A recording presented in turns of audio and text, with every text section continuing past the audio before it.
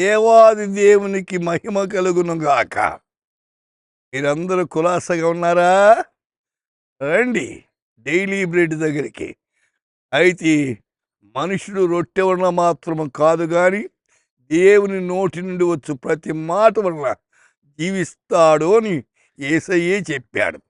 ఈ దినము ఆదికాండం 26వ అధ్యాయం 24వ వచనం. నేను నీకు తోడై ఉన్నాను గనుక భయపడకుము.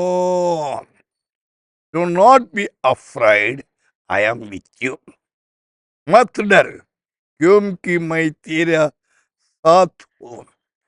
లోకములో భయము మానవుణ్ణి పీడిస్తా ఉంది. భయం ఎప్పుడొచ్చింది లోకానికి?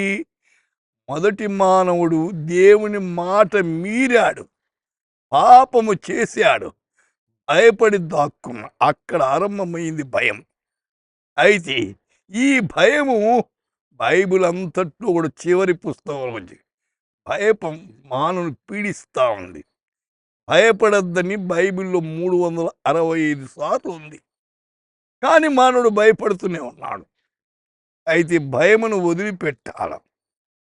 భయము భయంకరమైంది. అయితే దానికే దేవుడు ఆదికాండం 15వ అధ్యాయం 1వ వచనం, అబ్రహామా భయపడకు, నేను నీ కేడము అంటున్నాడు. ఎందుకు భయపడతావు అబ్రహామా? అయితే భయపడద్దు, నేను నీ కేడంగా ఉంటాను అంటున్నాడు.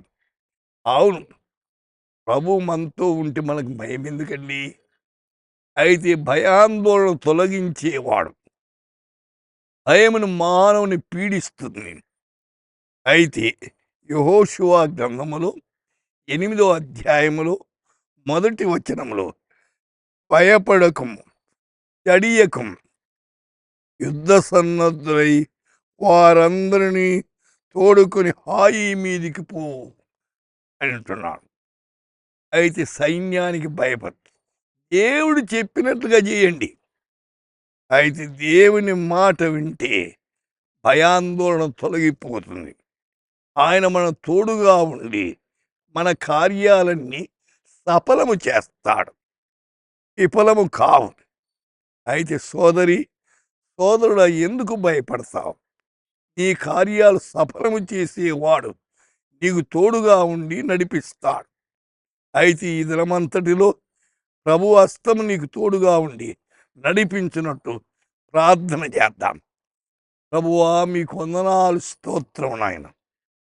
ఈ యూట్యూబ్ ద్వారా, ఈ డైలీ బ్రెడ్ ద్వారా వింటున్న వారందరినీ కనికరించండి. ఈ దినమంతా వారు తలపెట్టిన కార్యాలు మా ప్రభు ప్రతిఫలాన్ని దయచేయండి. అపవాదికి లయపరచండి. మీ శక్తిని కనపరుచుకొనబడి మీ ప్రత్యేకమైన కృప వారికి అనుగ్రహించబడి యేసు నామమున ప్రార్థిస్తున్నాము తండ్రి, ఆమేన్.